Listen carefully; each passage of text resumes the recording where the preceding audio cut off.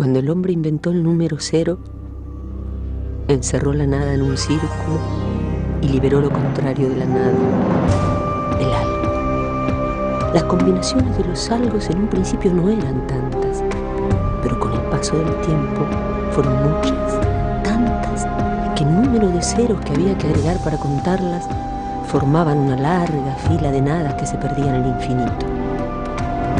El hombre tuvo miedo. Fue entonces que la humanidad se refugió en la certeza. Y la certeza es la negación de la duda. El mundo de la sabiduría muchas veces se enfrenta con el mundo de la inteligencia, como el mundo del pensar se enfrenta con el mundo del sentir, como el mundo del orden se enfrenta con la poesía. Tratemos de sentir la poesía a través de la inteligencia y embarquémonos en esta travesía mágica.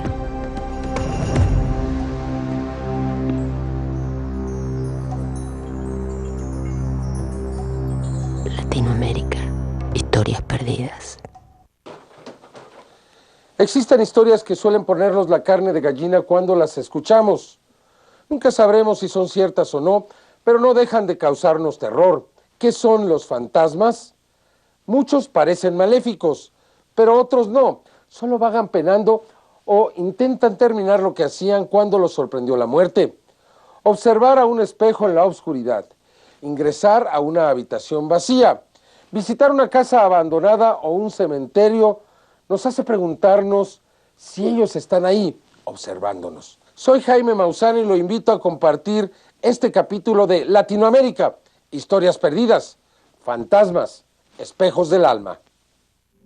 Pasos misteriosos, voces de ultratumba, ojos que miran, callejones desiertos, pero no tan desiertos, temor, dolor y misterio. Pero, ¿realmente existen? Son amenazantes y siniestros. La mayoría de la gente reniega de su existencia, pero internamente todos les temen. Producen tanto espanto como fascinación. Son los dueños del temor, pero también de la esperanza. Siluetas del alma, los fantasmas. ¿Son reales o solo un producto de la imaginación? ¿De qué están hechos los fantasmas? ¿Por qué están aquí en la Tierra? ¿Son una amenaza? ¿Qué buscan los muertos en el mundo de los vivos? Juan Ramón Sáenz conduce un exitoso programa radial que se emite en México. Durante los años que lleva el programa al aire, ha recolectado miles de historias de fantasmas. La mano peluda aquí está con nosotros. La mano peluda, el nombre, bueno, pues nuestro abuelo, como les decía hace un momento, en Mazatlán nos juntaba a los primos, a los niños, a los vecinos, a las señoras, y nos contaba historias. Nos decía, mira, ahí, arriba de esa casa, se paraba una bruja y se quitaba los ojos, ¿ven? Y nos tenía así. Y todas las noches, entonces siempre que nos iba nos decía, pórtense bien, porque si no, se les puede aparecer la mano peluda. Los relatos de fantasmas generan temor por lo desconocido y terrorífico. Sin embargo, muchas de estas historias no son auténticas vivencias de quienes las relatan, sino que están basadas en mitos y leyendas que forman parte de la cultura. Pero sucede que una persona que era mensajera en un pueblito, un pequeño pueblito donde había, solamente llegaba el tren, y le dice, el mensajero de la estación, le dice, ¿sabe qué? Tiene que llevar este paquete. Oye, pero son las 11 de la noche. Ni modo, tiene que llevarlo, pierde su trabajo.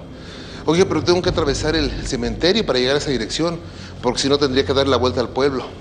Ni modo. Entonces va entrando al cementerio y era muy miedoso. Se vuelve una hojita y oye un ruido y se espanta. A la mitad del cementerio, del camino del cementerio, pasa una persona. Señor, buenas noches, ¿me puede acompañar siquiera a la salida del cementerio? Es que la verdad me da mucha pena decirlo, pero me da mucho miedo el cementerio. Sí, cómo no. Y entre dos, pues ya el miedo es menos.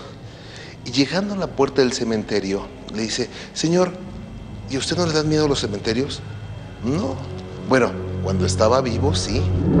Quienes ven o oyen fantasmas generalmente tienen como primera reacción sospechar de su cordura mental.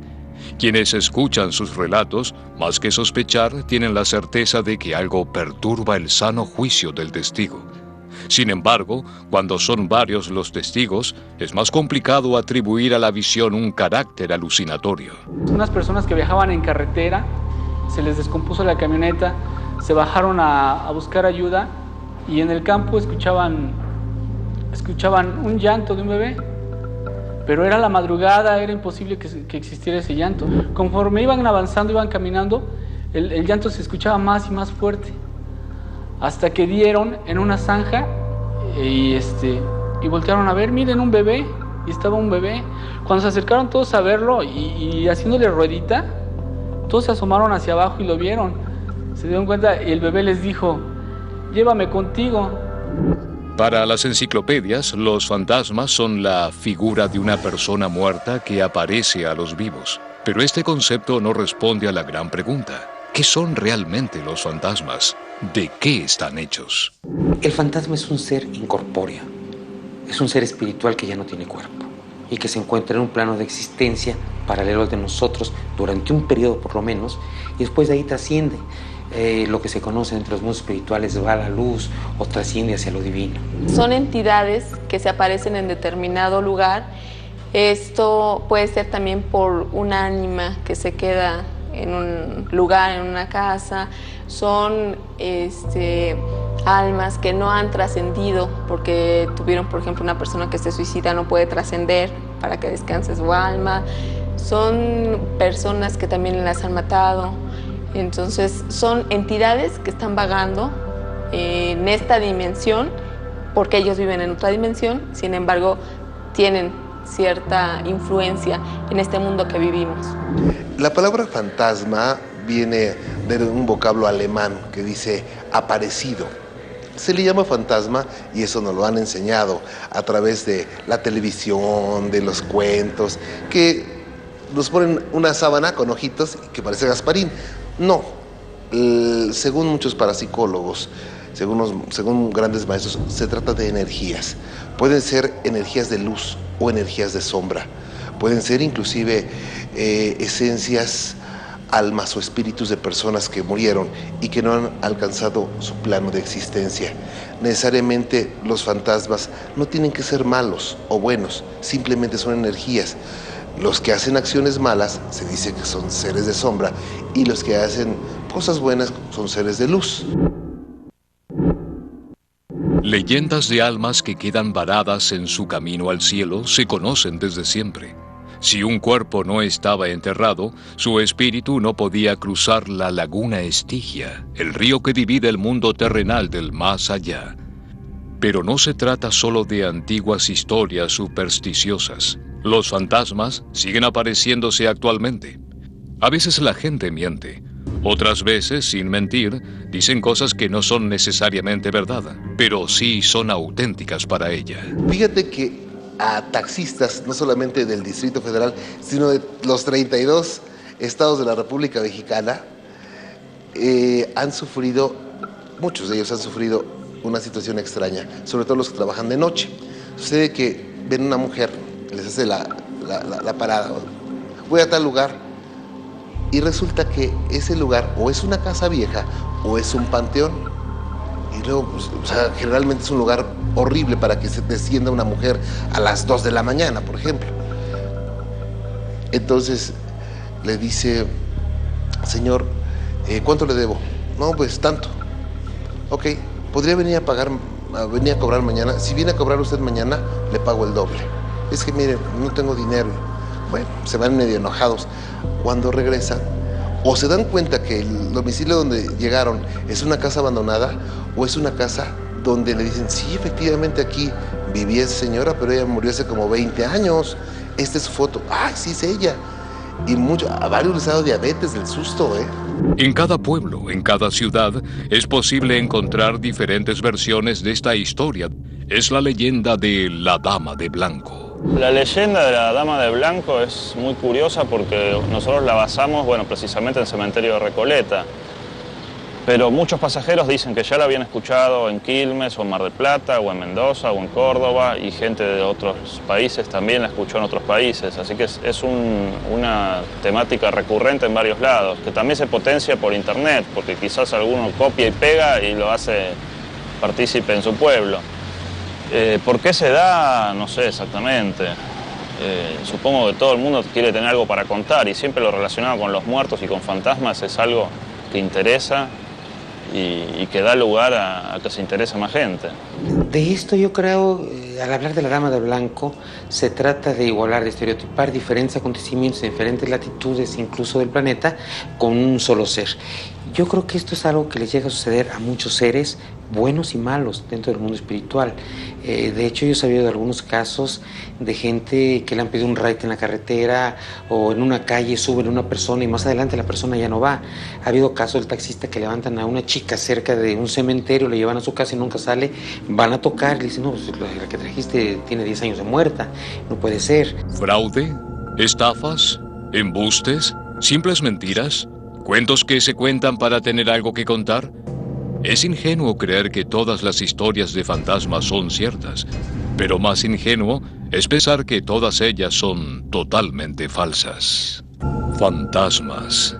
Si bien muchos de los relatos son simples cuentos utilizados para asustar a los niños o restos de antiguas leyendas, los relatos presentes de testigos directos tienen un fuerte impacto difícil de subestimar.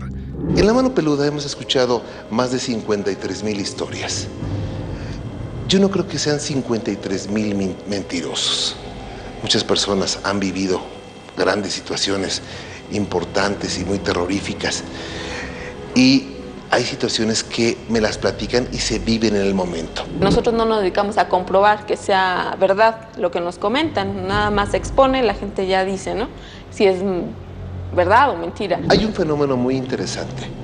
Tú detectas, o puedo detectar, las personas pueden hacerlo también, cuando te están mintiendo o cuando te están diciendo una historia que la vivió otra persona, pero ellos se la ponen como que la vivieron ellos. Esto lo descubres con las repreguntas que haces. Ese es un método de criminología. Me salió la bruja, ¿ok? ¿Cuánto tiempo estuvo la bruja frente a ti? Como 20 minutos. Mentira. Te sale una bruja y tienes 3 segundos para desmayarte del susto o para salir corriendo. Es mentira. Entonces, a esas personas no les reclamo ni les reprocho nada. Las dejo que hablen y las voy aterrizando.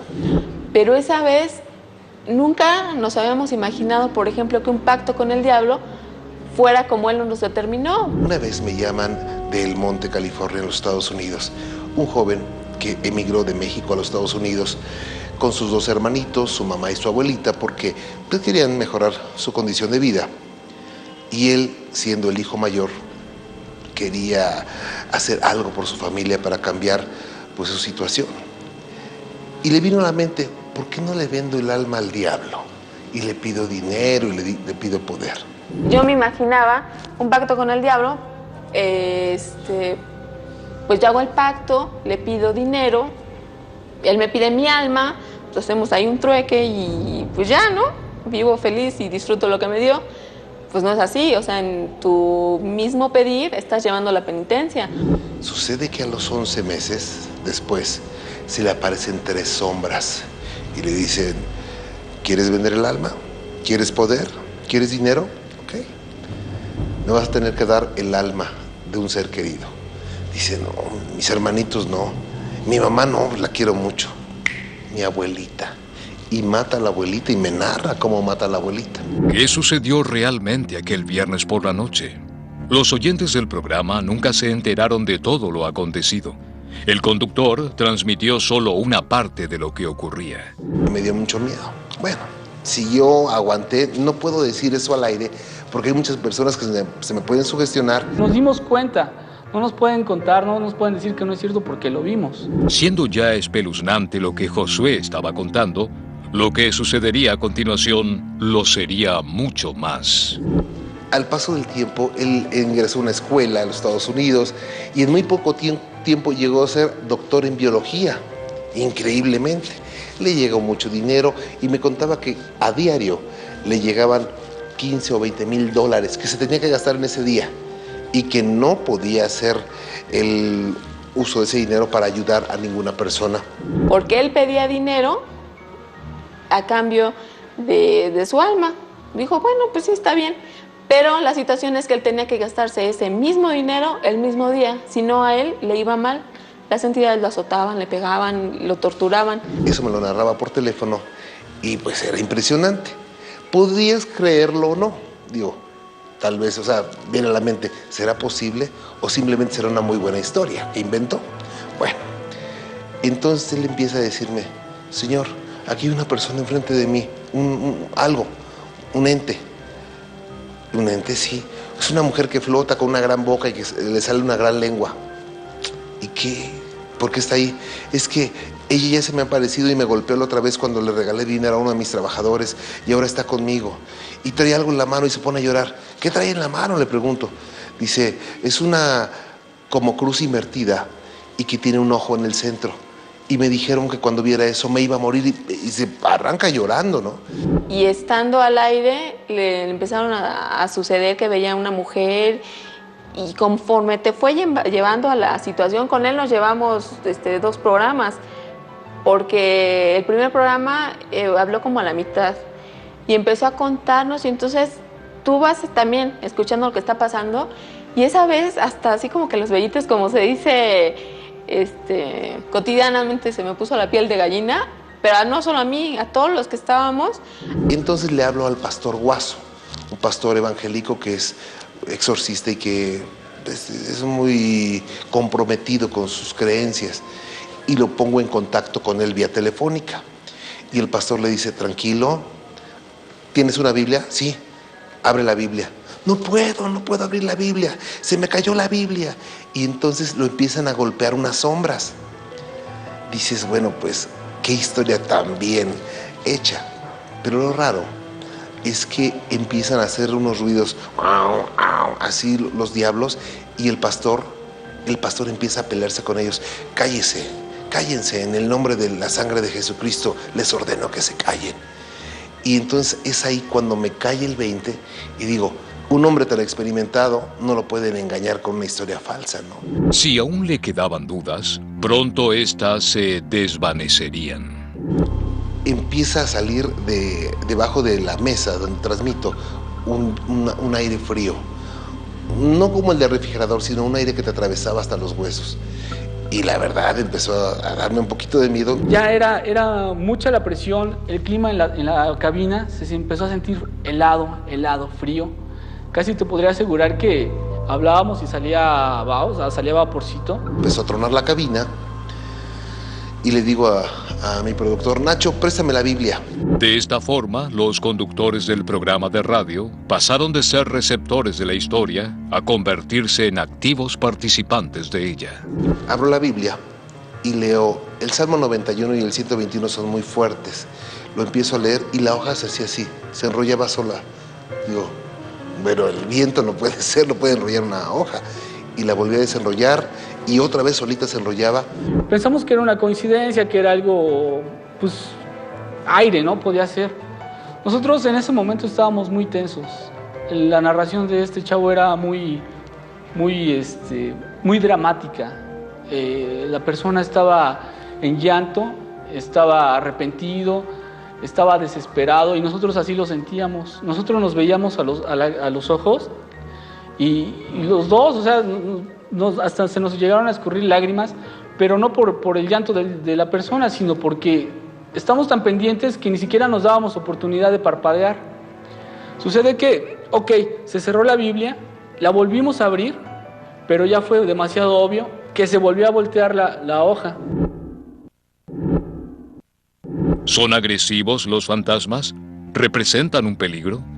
En muchos casos, su aspecto, al menos, es claramente maligno. Era una primera comunión masiva o colectiva, donde hay muchos chiquillos y todos juegan, brincan, gritan, van, corren. Y los adultos no hay control con ellos, ¿no? No controlan a los niños, entonces es un ambiente pesado. Yo de primera impresión pensé que era eso, pero al empezar a ver mi entorno y un poquito más arriba de la cabeza de la gente, empiezo a detectar energías volátiles muy rápidas y yo dije, eso es lo que me está absorbiendo mi energía, es lo que me está haciendo sentir mal. Joaquín Reyes Martínez fue testigo de presencias fantasmales durante una misa, pero este testigo pudo brindar algo más que su relato. Llegando el momento en que se termina, agarro al niño y le digo, vente Iván, vámonos. En ese momento en el pasillo me intercepta un camarógrafo y me dice, la foto del recuerdo. Le digo, ok, la foto. No póngase derecho, nos toma la foto, pero en ese momento yo me hago para atrás porque siento cómo pasa algo frente a mi cara y me hago hacia atrás, pero no lo testifico hasta que veo la foto. Entonces me dice el camarógrafo, no se mueva por favor, va a haber otra foto porque esta salió mal. En ese momento le digo, yo quiero esa foto. ¿Qué es lo que se ve en la foto? ¿Se trata de una energía especial? ¿O es simplemente un efecto de luces sobre el lente interpretado por un testigo sugestionado?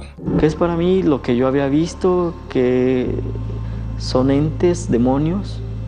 De hecho, cuando veo la foto, veo entre el niño y yo tengo la mano sobre el niño, él ligeramente agacha la cabecita, a mí me avientan un poco hacia atrás y en eso entra, en la foto está una garra de luz tocando la cabeza del niño, está la garra, está el brazo, está el dorso y está esta cosa que tiene cara como de simio, se está riendo, se le ven los colmillos y está echado hacia atrás, con unas orejas puntiagudas, los bigotes que le salen de una forma así de grandes, ¿no? Todo es luz, todo es energía. Y yo quiero verle algo diferente, porque yo estaba muy convencido de eso. Pero también llegué a pensar en algo me pasó, no es cierto. Y me pongo a ver la foto y empiezo a ver si había alguna luz que hubiese emitido un resplandor y que eso haya sido ocasionado por eso. Pero hay dos cosas, no hay focos de frente. Dos, que el mismo camarógrafo de esa reunión, de esa misa, me comentó que no era la primera que le había sucedido, que ya llevaba 7 anteriores malas. ¿Por qué atacan a la gente estos fantasmas? Las respuestas que algunos investigadores han encontrado son tan lógicas como escalofriantes. Ellas tal vez den una pista acerca del gran interrogante. ¿Qué quieren los muertos en el mundo de los vivos? ¿Qué buscan los muertos en el mundo de los vivos? ¿Acaso alguna tarea les ha quedado pendiente? Las campanadas suenan una y otra vez en la iglesia de Santa Felicitas. El badajo golpea contra el vaso de bronce y su vibración viaja por los aires para llegar en forma de helado susurro a los oídos de los espantados testigos. El martillo golpea una y otra vez, insiste, como si tratara de decir algo que nadie llega a comprender, y por ello insiste. Las campanas suenan, pero nadie las hace sonar.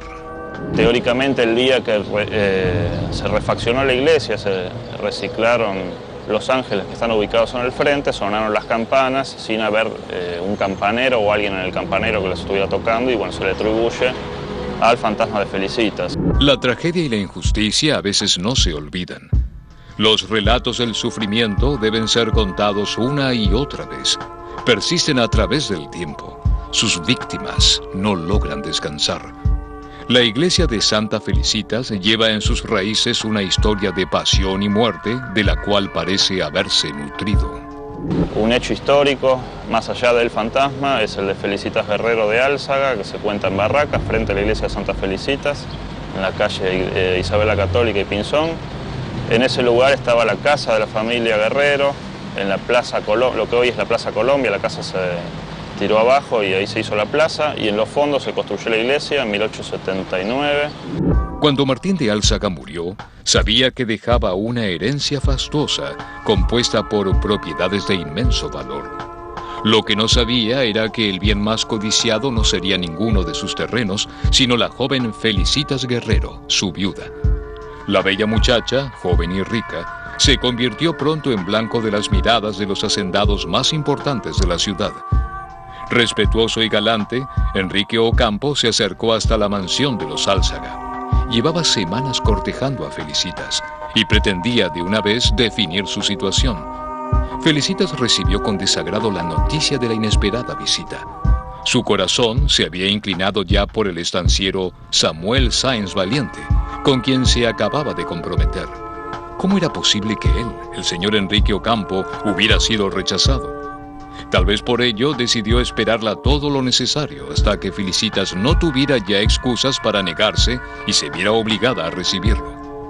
Tal vez por ello, un revólver cargado de malas intenciones acompañaba a Ocampo descansando en el interior de su chaqueta. Rendida ante el obcecado pretendiente, Felicitas se reunió con él.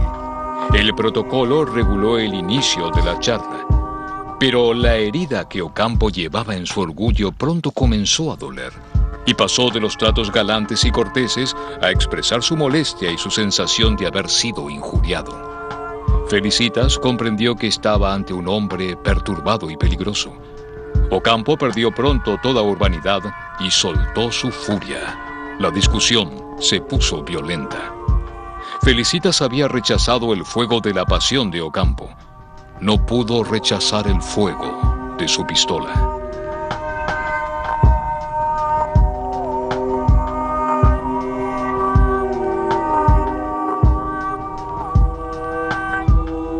Pero lo que a la gente le extraña es la aparición supuesta del fantasma los días 30 de enero, que es el día del aniversario de la muerte de ella, del asesinato de ella. El alma de Felicitas ronda aún por los terrenos de lo que fuera su casa. Merodea todavía reviviendo el trauma de su muerte. Cuando una persona muere violentamente porque la asesinan en un accidente, no hablamos de un suicidio. Hablamos de algo que está fuera de su alcance, como es un accidente o un suicidio. Esas personas entran en un estado de aturdimiento y depende la evolución que tengan, es el tiempo que se van a tardar en darse cuenta. Y normalmente se quedan en el lugar en donde ocurrió y entran en algo que se conoce como una dimensión molecular. Están repitiendo la escena del accidente constantemente, diario. Entonces tienen un sufrimiento tremendo hasta que logran darse cuenta, de acuerdo a su nivel de evolución, y ya pueden liberarse de eso y trascender finalmente.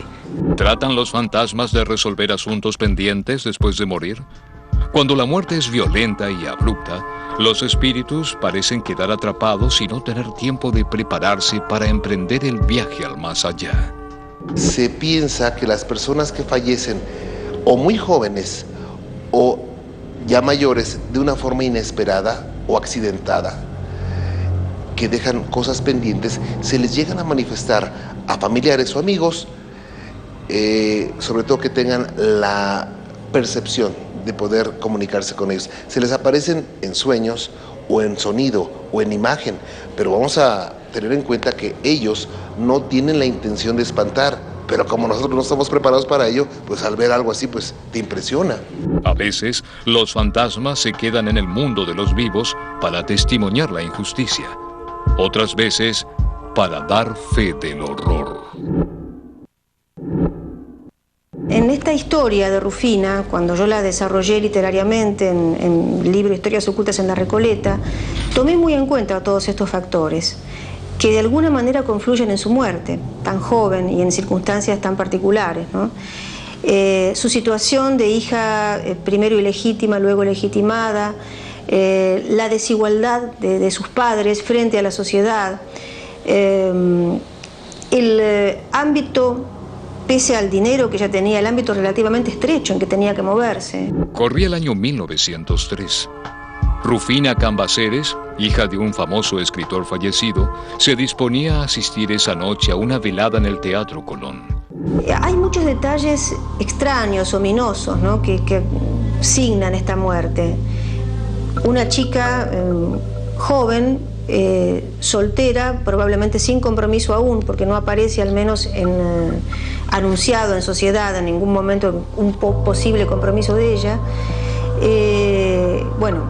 Una señorita expectable, casadera, que se está vistiendo para ir a una velada de gala en el Teatro de la Ópera el mismo día de su cumpleaños, y que se prueba frente al espejo una joya que su madre le acaba de regalar para ese cumpleaños.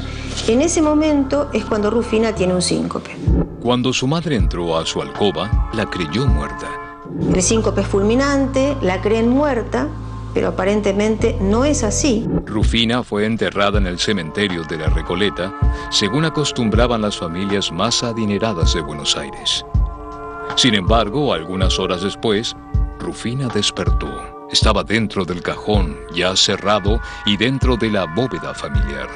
Y por testimonios posteriores, pareciera ser que Rufina intentó, una vez en la bóveda, salir del cajón, se despertó, trató de salir.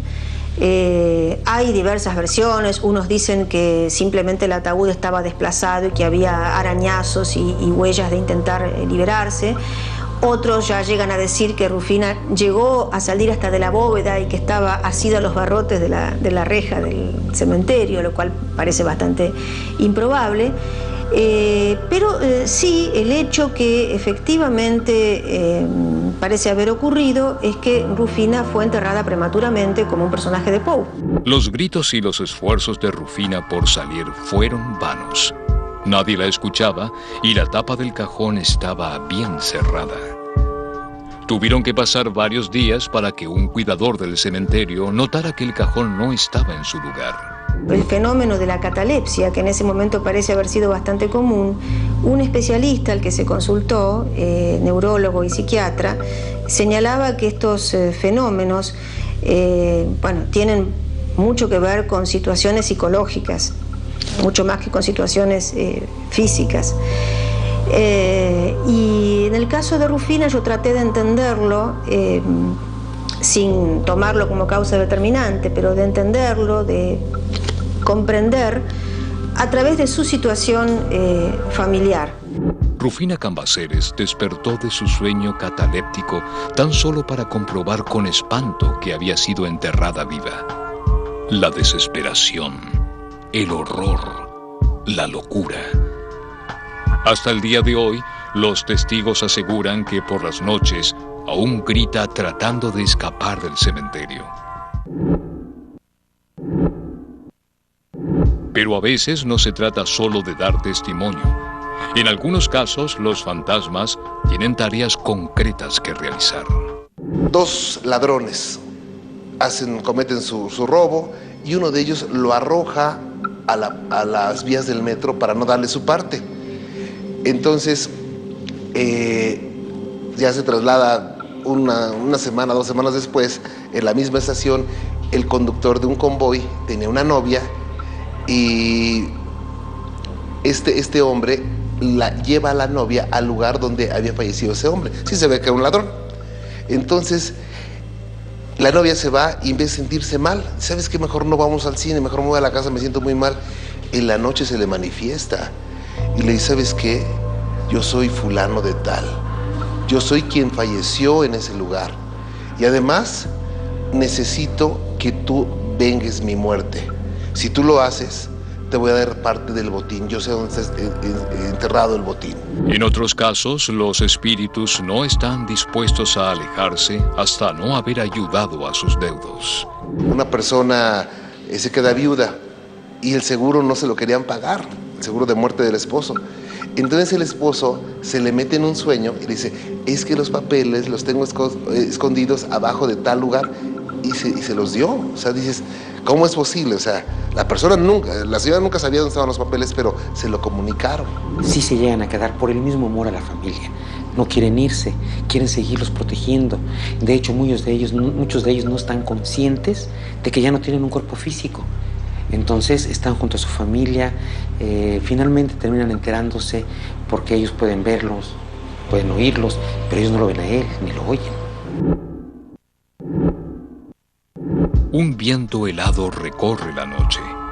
Las desérticas calles son sacudidas por un grito lastimero y desgarrador. ¡Mis hijos! Se trata de La Llorona, una leyenda mexicana que se reedita con cada aparición. Miles de testigos la han escuchado en toda ciudad o pueblo de México. Yo creo que dentro de las tradiciones de los pueblos hay una parte mítica, una parte mística y una parte histórica. Dentro de la parte histórica de La Llorona se habla tal vez de Marina, que fue la que entregó a su pueblo y de alguna manera llora por los hijos, que son su pueblo mismo. La parte mítica es la leyenda de que sale gritando, ¡ay, mis hijos! Y la parte mística, bueno, yo creo que es lo que hablamos hace un momento, se quedó con esa carga emotiva. Ahora, si es realidad o es mito, yo creo que dentro de todo esto siempre hay un fondo atrás, una realidad. Si nosotros vemos algo es que existe, sentimos algo es que existe, y hay mucha gente que da testimonio de que la ha visto y de que la ha escuchado. Nadie sabe a ciencia cierta cuáles son los hijos que llora. Para algunos se trata de su pueblo devastado por Hernán Cortés, y su grito de dolor se convirtió luego en una expresión para amenazar a los colonizadores. Para otros es una historia más reciente. Me han hablado desde el norte del país, del sur, de todos lados, de diferentes apariciones de La Llorona. Hemos hecho algunas investigaciones, hemos llegado a escuchar gritos, pero no es el clásico de ¡ay, mis hijos! No, es un grito lastimero, un grito así como que alguien está sufriendo mucho. Se dice que La Llorona, cuando se manifiesta, cuando se oye el grito cerca, ella está lejos. Y al revés, cuando se oye el grito lejos, ella está cerca. Ella siempre va a estar relacionada con agua o donde hubo agua, un lago, un río, no sé. Y bueno, pues se dicen muchas historias, pero la que más encaja en todos los lugares, que una mujer fue engañada por su esposo y que en venganza mató, ahogó a sus niños y que ella fue castigada para que su alma estuviera penando por el resto de los tiempos. Lo cierto es que su llanto continúa derramándose por las calles. Algunos espíritus parecen estar condenados eternamente a penar en la tierra. Otros solo se quedan el tiempo suficiente para concluir algún asunto pendiente. Pero, ¿qué son los espíritus? Los fantasmas producen terror, pues violan el orden de lo permitido, de lo esperable. Nada produce tanta desesperación como percibir la existencia de aquello que no existe. Cuando la misma muerte invade el mundo de los vivos, nada puede contener el espanto. Una línea aérea muy famosa, tenía un vuelo que salía de México, Nueva York, París. Entonces, las personas de ese vuelo, que no voy a decir ni el número porque lo van a identificar, se quejaban de que los espantaban en el baño o donde estaban sentados. Sentían que les respiraban aquí en los oídos, o iban al baño y en el espejo les ponían recados. Y era la queja constante hacia las azafatas. Oye, espantan en este avión. No, señora, cálmese, ¿no? ¿Cómo van a espantar? Sucede que pasaron semanas y las quejas fueron más y más y más, hasta que la compañía dijo, seguramente alguien nos está boicoteando y ha de ser una compañía aérea competidora.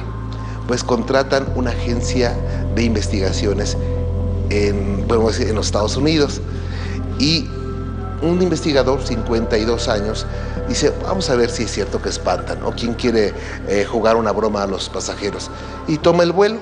El investigador pronto descubriría que no se trataba de una broma. Cuando estaban en el Inter de México a París, no, de Nueva York a París, él estaba en un asiento, estaba durmiendo, y que lo empiezan a ahorcar, y empieza, ¡ah!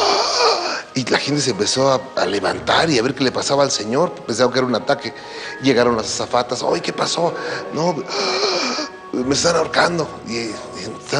Y le descubren y ven que se le hundía aquí, como si una mano le estaba apretando, ¿no? Y total, pasaron minutos y lo soltaron. Y él, espantadísimo, llega a París y de ninguna manera quiere regresar en ese mismo avión, se regresó por otra línea, ¿no? Entonces, un cubano, una persona cubana directiva de esa empresa de aviación, dice, aquí hay algún espíritu o algún diablo o algún ente que está causando esto. Y los americanos dijeron, ay, ¿cómo crees? Estás loco, ¿cómo crees en esas cosas? No, sí. Es más, de mi bolsa yo voy a pagar a un parapsicólogo que venga a investigar. Y de su bolsa sacó y trajo de Cuba a unos investigadores y hacen la misma trayectoria y resulta que ese avión estaba plagado de energías negativas y de que tenían como esclavos a espíritus de personas muertas, porque ese avión había servido para trasladar los cuerpos de la matanza de Guyana, del suicidio colectivo de Guyana, y ahí se quedaron en ese avión. O sea, algo muy interesante, ¿no? ¿Son los fantasmas el espíritu de los muertos? Si es así, cabe preguntarse cómo es posible que haya, tras el fin de su vida, una continuidad del alma persistiendo en el mundo terrenal. ¿Existe acaso alguna conexión con el más allá? Se habla de 7 dimensiones fundamentales o básicas, se habla de 49 planos de existencia, porque vamos a recordar que cada dimensión es como... Son 7 dimensiones, 7 por 7, 49, están en octavas. Si nosotros vemos los olores, vemos los colores y vemos los sonidos, todos se mueven en octavas superiores y en octavas inferiores, pero son 7. Es la octava en cuestión, 3 hacia arriba y 3 hacia abajo, nos dan 7 por 7, 49 planos de existencia. Nosotros somos de la tercera dimensión. Pero si las dimensiones están interconectadas, ¿por qué solo en algunos casos esta continuidad se muestra? Los seres humanos pensamos que somos un ser humano que tiene experiencias espirituales. O sea que de alguna manera estamos entrando en un mundo que desconocemos, que a veces percibimos, a veces no, a veces sentimos, a veces no. Es exactamente a la inversa. Nosotros somos seres espirituales que tenemos experiencias humanas. El cuerpo físico no es más que un vehículo, de varios vehículos que tenemos. Es un vehículo que nos permite manifestarnos en este plano. Ese vehículo tiene sus propias características, que son los 5 sentidos, para ponernos en contacto con esta tercera dimensión, o sea, con la dimensión de formas. Nosotros, como espíritus, venimos de la misma naturaleza que fue creado todo el universo. Todo el universo es espiritual o energético. Será lo mismo, nosotros somos energía consciente. ¿De qué están hechos los espíritus? ¿Cómo pueden ser percibidos por los sentidos si no tienen alguna existencia material? Y si podemos ver, por ejemplo, qué son los átomos, cómo se juntan para formar una molécula, vamos a darnos cuenta que hay átomos que no se juntan con otros porque no son compatibles. Entonces, no pueden juntarse jamás para formar una molécula de lo que no se conoce o de lo que es armónico. Hay una ley cósmica que se llama de atracción y repulsión. Todo se atrae y se repele según su naturaleza.